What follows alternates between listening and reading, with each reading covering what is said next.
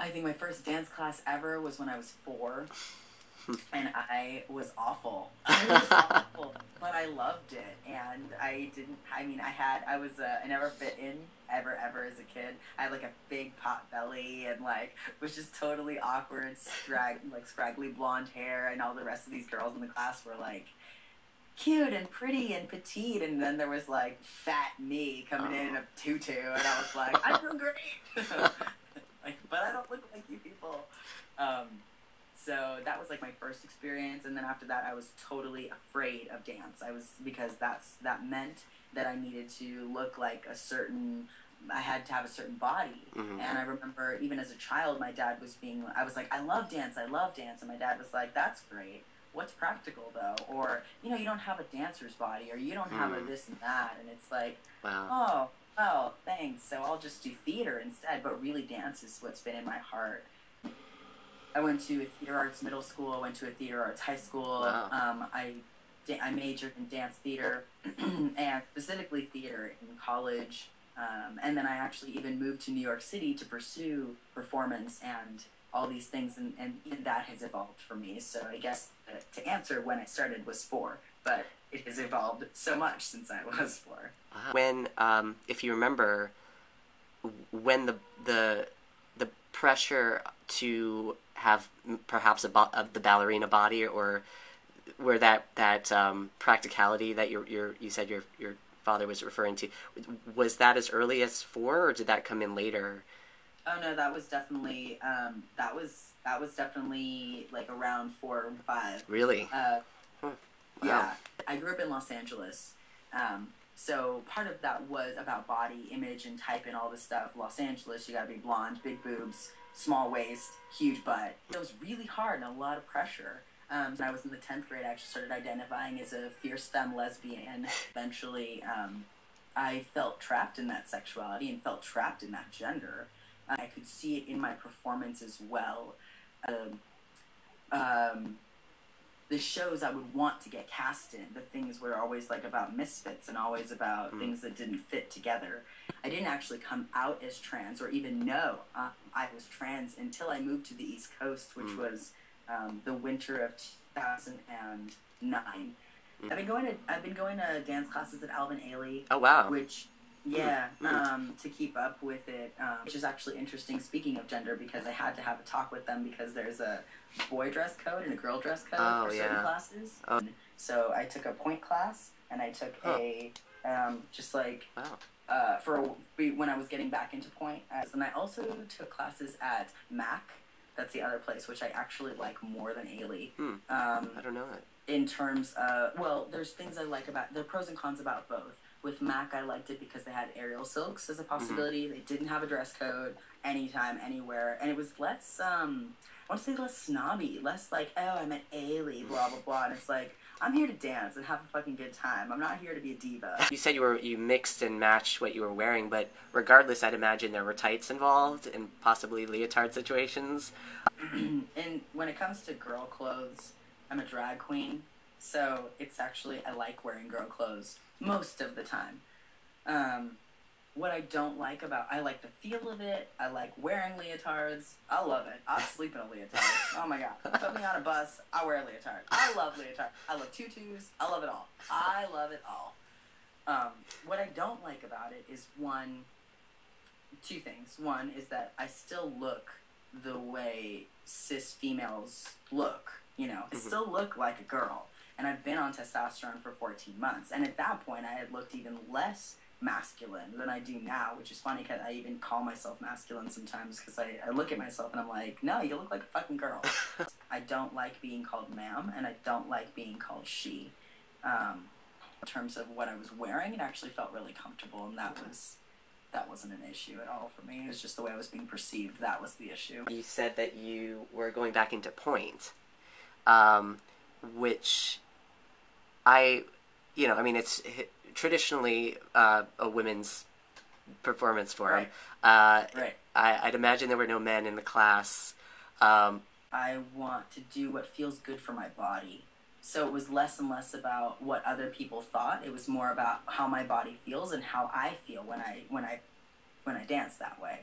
Going further than that, though, eventually it was it was difficult to be there because, again, there are, it's funny, there are moments where I don't mind being perceived as a girl if somebody knows who I am. If somebody's like, oh, I see you as like something that's not just girl in the way that we have this schema of girl. It's like you don't exactly fit, but you're not a boy in the way that I see boy. You're not a girl in the way I see girl. So, and in that way, I don't really mind when people think I'm gender ambiguous because I am. Oh, this person isn't just gonna do like, some pretty something from Swan Lake. This person's gonna always do something with like, point music, like point shoes and rock music or whatever. It's like, whoa, traditionally a girl would be doing this, and then this is a girl that's a boy, it's a bearded lady. I don't know, but I love the way they dance. Talking about the history of dance, and you said that we can keep those traditions, but the tradition of classical Western dance, at least, is very, very gender regulated. Yes. Yes. So I'm curious if you have thoughts about how does a trans body or a trans person interact with that tradition and keep it as a tradition without losing. I mean, there's a history there. There's people who move completely away from it, and then there's people who are conversing with it. So I'm just, what do you think about that? I think it's a really awesome question, actually. I